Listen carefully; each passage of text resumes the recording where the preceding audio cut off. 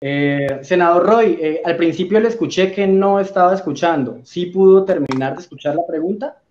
Perfecto. Sí, sí, Senador, gracias, Nicolás. perfecto, no hay lío. Entonces quisiera entonces escucharles. Diana, nuestra estimada moderadora, sigue aquí, por supuesto. Entonces, Diana, ¿a quién le preguntamos primero, o más bien, quién nos responde primero la pregunta del doctor García Real?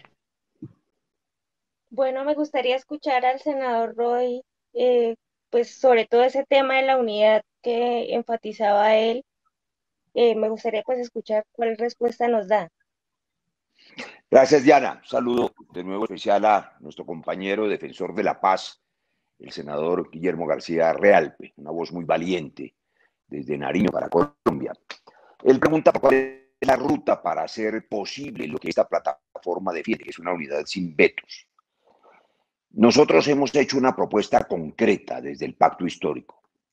Entendemos como legítimas y válidas todas las corrientes y fuerzas alternativas que tienen la convicción de que hay que hacer cambios profundos en un país que hoy tiene 21 millones de pobres, en un país con una brecha social enorme, en un país inequitativo y en un país donde se ha sembrado una cultura de la muerte. Hay que recuperar una cultura de la vida, un respeto por la paz y la vida.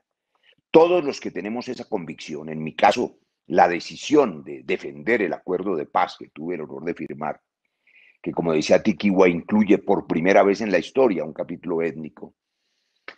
Tuve la emoción de trabajar ese capítulo étnico en los últimos días del acuerdo. Pues tenemos que encontrar un mecanismo para sumarnos. No es otro que la consulta en marzo. ¿Qué es la consulta para los internautas? Pues es el mecanismo que permite que todos acudamos a las urnas y de todos nosotros se escoja un candidato o candidata que represente esa transformación, que represente ese cambio, que se represente la alternativa frente a un modelo que aquí se ha llamado el uribismo y que es un modelo concentrador de poder, un modelo económico que implica un gobierno en favor del capital más que del trabajo, un gobierno de Estado mínimo, que implica que el Estado no se meta en las dinámicas del capital para que este sea el que dirija la sociedad. Ese modelo privatizador, que en Colombia es peor, porque es un modelo que convoca a la guerra y que declara que quien piense distinto es un enemigo, poniendo al pueblo contra el pueblo, debe ser derrotado. ¿Cómo no ponernos de acuerdo en eso? La consulta lo permite. La elección presidencial es una elección de 3 vueltas. Y nosotros desde el pacto histórico le agregamos una propuesta que a mi juicio resulta interesante, una regla de oro. Bienvenidos todos a la consulta, donde todo está por definir. El candidato a la presidencia lo decidirán las urnas, no está establecido. Quien quede primero será el presidente, quien quede segundo será la fórmula vicepresidencial por mandato popular. Bienvenidos a esta competencia democrática entre sectores alternativos. Se elegirá un gobierno y no un caudillo, ni un hombre, ni una mujer, sino un equipo plural que tenga como norte esa hoja de ruta de la paz. Y digo finalmente que esa propuesta de acudir todos juntos a la consulta con esta regla de oro, el propósito de elegir gobierno y el propósito de que el ciudadano decida quién es el presidente y quién es el vicepresidente, implica una decisión previa muy importante. Y es que hay que romper con los viejos partidos, romper con esas viejas ataduras. Los colombianos hoy repudian esas organizaciones que después de 30 años se volvieron organizaciones clientelares de compra y venta de votos, absolutamente corruptas desde la raíz, fosilizadas y todas inscritas en la derecha y todas inscritas en la mermelada. Romper con los viejos partidos para sumarse a las corrientes alternativas, creo que es la ruta correcta, Nicolás.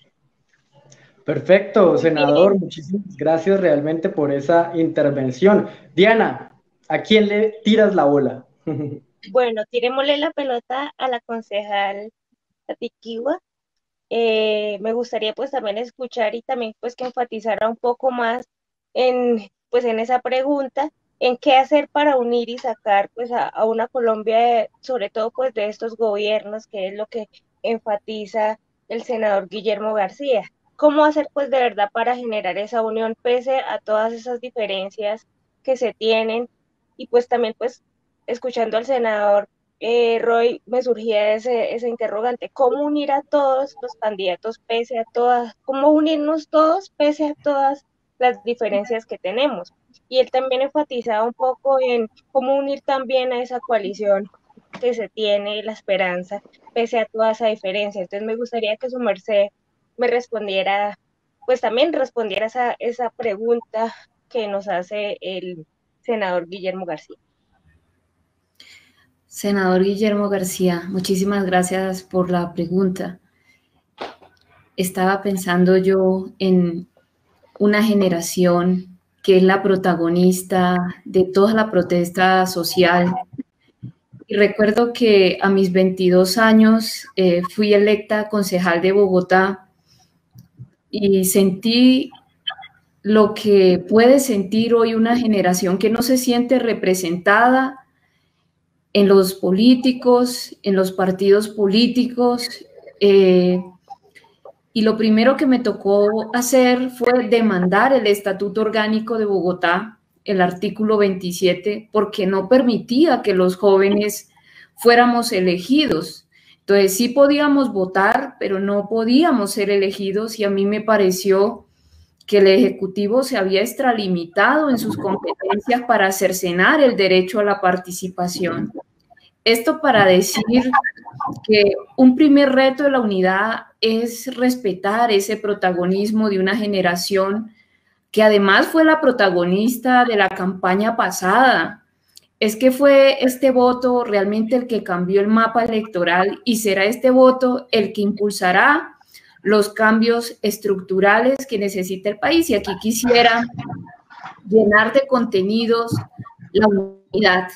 Entonces, lo primero, me gusta que el senador Roy es médico, porque quiero decir cómo estamos entendiendo nosotros la pandemia, los retos que tenemos en salud pública, en salud colectiva. Yo creo que hoy la salud debe estar en el primer lugar, y quisiera decir pues que quedó claro con esta pandemia que la salud humana depende de la salud de los animales, de la salud de nuestros ecosistemas. Debemos sanar colectivamente, sanar nuestro ser, sanar nuestros saberes, sanar el poder, sanar los territorios.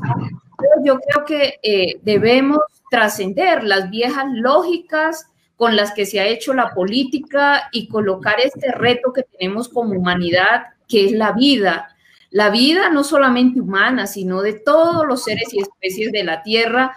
Y yo creo que esta es una generación sensible a esta agenda.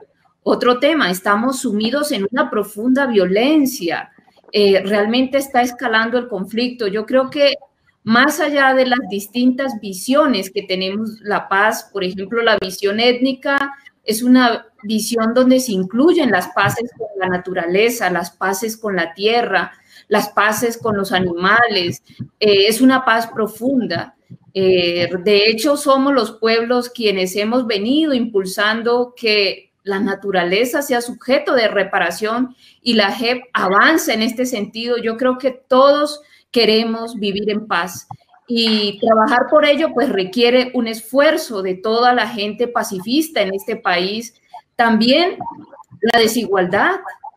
Creo que es intolerable a todas las mujeres seguir soportando un mandato de desigualdad racista, colonial, patriarcal, y debe unirnos, superar, por supuesto, la desigualdad en este país. Ahora, estos no son paños de agua tibia. Nosotros realmente necesitamos no solamente el cambio de gobierno, sino un cambio de agenda, cambios estructurales, porque tenemos una crisis civilizatoria. Eso significa buscar aliados para un proyecto transformativo, no solo para ganar las elecciones, sino ganar la conciencia para el buen vivir. Y yo creo que los pueblos indígenas tenemos más de 500 años de resistencia frente a estos modelos económicos, y queremos pasar de la resistencia a un poder que les sirva a la vida, que el Estado, el mercado y la sociedad estemos al servicio de la vida. Y por supuesto queremos, más que pactados, ser pactantes, y proponemos una agenda construida con nuestras bases. Más que pactados, ser pactantes. Muy, muy interesante esta frase con la que termina la concejal Atiquigua su intervención. realmente necesario todo lo que nos ha contado. Ahora quisiera escuchar al senador Luis Fernando Velasco. ¿Qué piensa y cómo le respondería al copartidario Guillermo García Realpe, un liberal que también ha estado desde el principio con nosotros en la Unidad Sin Vetos, pues forjando justamente esta ruta? Luis Fernando. Hombre, Nicolás, un abrazo muy especial a nuestro buen amigo Guillermo, nuestro colega Roy en el Senado, a ti. Voy a dar una cifra para comenzar a dar la respuesta. 22 millones de colombianos, según el DANE, viven con menos de 350.000 pesos mensuales, poco más de 10.000 pesos diarios. Eso debe generar una gran indignación, pero no nos podemos quedar en la indignación, tenemos que pasar a la acción. ¿Y cuál es la acción? La acción es construir una propuesta para que en esta sociedad se genere riqueza y se distribuya riqueza. Una propuesta en donde la riqueza se genere trabajando y no especulando. Una propuesta que reconozca que hay cambio climático y que nosotros tenemos que actuar en torno a enfrentar ese cambio climático. Somos pasajeros de este planeta, pero la vida del planeta depende de nuestras decisiones y tenemos que tomar buenas decisiones. Una propuesta para que la gente vuelva a tener derecho a la salud y el ciudadano sea visto como un paciente y no como un cliente.